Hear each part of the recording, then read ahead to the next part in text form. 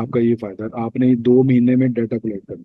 मेरे पास इधर इंटर्नशिप पे आता होता था कलेक्ट, उसको पहले, हालांकि मैंने कोर्स में सारा कुछ बताया, उसके बाद वजूद उसको पहले महीने में, सर आप तो ये यही काम करवाए जा रहे हैं तो कुछ कर दो। मैं कहा पुत्र यही काम कर रहा हूं। आप जब तक डेटाबेस नहीं अपनी बनाओगे, ठीक है। अब वो चाह रहा था कि मुझे बनी बनाई डेटाबेस दे दें किसी को। मैं कह वो तो मैं अपनी डेटाबेस में, अगर यही काम करना तो फिर हम इंटर्नशिप पे इधर क्यों हैं? फिर तो आप सिंपल मुझसे कॉन्ट्रैक्ट इनसे एजेंसी से कर लेते, तो वो आपको पैसों के अगेंस्ट वो डेटाबेस दे देते, शीट दे देते, बात खत्म हो गई।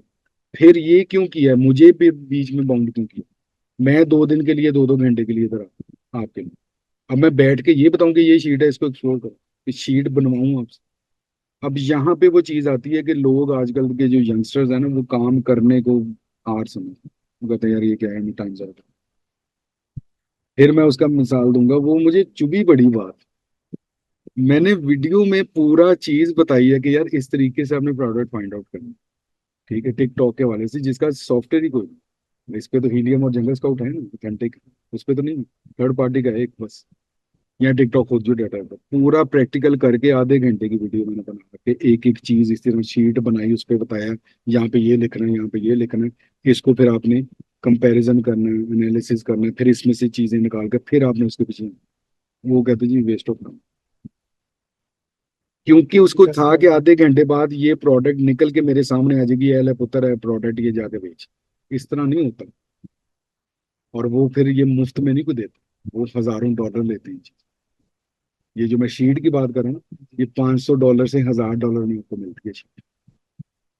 अब वहां पे जाके बंदा कहता है यार $1000 में शीट मिलनी, तो फिर अगर आपने अपनी वो बचानी है, मेहनत से आपने जान छुड़ानी है, तो फिर पैसे तो, यही मार्केट का रूल तो यही है, दुनियादारी का रूल तो यही है। काम आपको सिखा रहे हैं, काम आप करो, मेहनत करो, मेहनत से जान छुड़ानी है, फिर दो पैसे।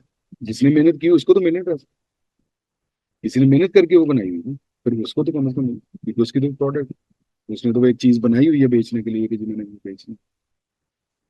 अब प्रोडक्ट हम ढूंढ लेते हैं, प्रोडक्ट ढूंढ के ऑब्वियसली मुफ्त में तो नहीं किसी को। हम तो खैर हमारे पास इतना वो नहीं है, मतलब क्या लें, ये जिस तरह ये बड़े ग्रुप्स, इनके जो लड़के बैठे हुए हैं, वो यही काम करते रहते हैं, प्रोडक्ट ढूंढते रहते हैं। जैसे उनके पास जाएंगे, अभी थोड़े दिन पहले मेरे पास क्लाइंट आया, वो ऑलरेडी उन बच्चों से मिला आया हो। मैं कहा जब आप उनसे मिले हो आपको मेरी बात नहीं समझ में, मैं आपको महंगा भी लगूंगा और मैं आपको फारिग भी लगूंगा। अभी मैं कहा अभी अगले 15 मिनट में बेचूंगा, ऐसे ही होगा। कहना नहीं नहीं सर आप बात करो। मैं कहा देख लो। मैं कहा मैंने 1-1.5 महीने से पहले प्रोडक्ट नहीं देंगे। मैं कहा वो कह रहे हैं आपको 15 दिन में दे दूंगा, तो पता नहीं। फिर मैं कहा जी उसके बाद क्या है कि मैंने इतने पैसे लेंगे। मैं कहा वो इसमें आधे में करूँ, इसे आधे में, पता नहीं। मैं कहा यही मैंने कहा, नहीं फिर फर्क क्या है? मैं कहा मैं कभी भी नहीं कहूंगा कि वो 2 नंबर है या मैं 1 नंबर। मैं कहा आपका फैसला आप लीजिए। मेरे ये टर्म्स, ठीक है, मैंने इस तरीके से काम करा।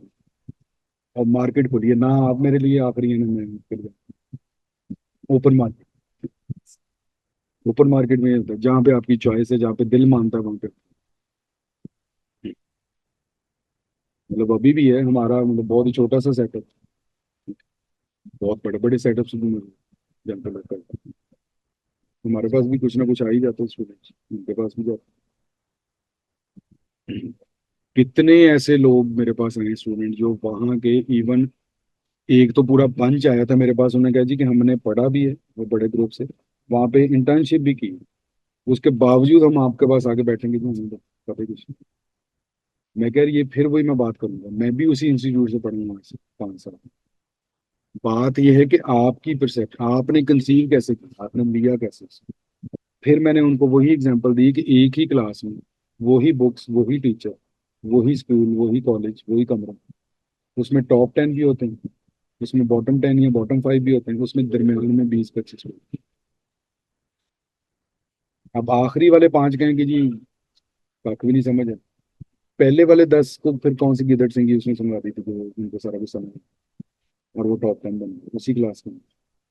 इसका मतलब है कि हमारे अपने पे डिपेंड करता है, लेक्चर डिलीवर हो गया, चीजें बता, उसको किसने किस तरीके से समझा और कितनी उसको प्रैक्टिस, असल चीज प्रैक्टिस, रिवीजन। आप अगर पुरानी क्लासेस में चले जाएं, 9th 10th में मैट्रिक क्या होता था, रिवीजन। इसमें आप जब प्रैक्टिकल में आ जाते हैं फिर प्रैक्टिस। उधर क्या था, रिवीजन, क्योंकि लिखना है, सुनाना है, अब करना है। ठीक है, सिंपल सी बात है।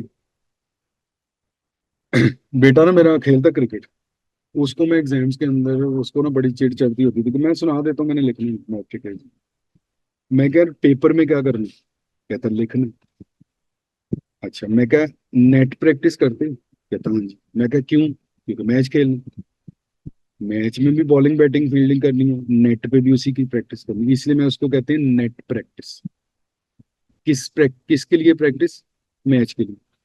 अब मैं कही ये वाला टेस्ट जो है, क्योंकि उधर लिख के परफॉर्म करना, तो लिखोगे तो उसकी प्रैक्टिस होगी, सुनाने से तो नहीं होगी, याद करने से तो नहीं होगी। कभी आ जाती समझ करेंगे बच्चे तो फिर करते हैं। मूड पे डिपेंड करता है, जो समझने का मूड होता है समझ आती नहीं है, समझने का मूड तो नहीं आती। ठीक है जी, अब करें एंड। आपका भी अब 12:30 कहा था, खैर 1 बज गया। उनको राउत साहब को भी देखते हैं। ठीक है जी, आपका हो गया है खत्म, तो बाकी अब last. Subscribe to Electrifying Commerce for weekly videos that will turn your e-commerce dreams into reality.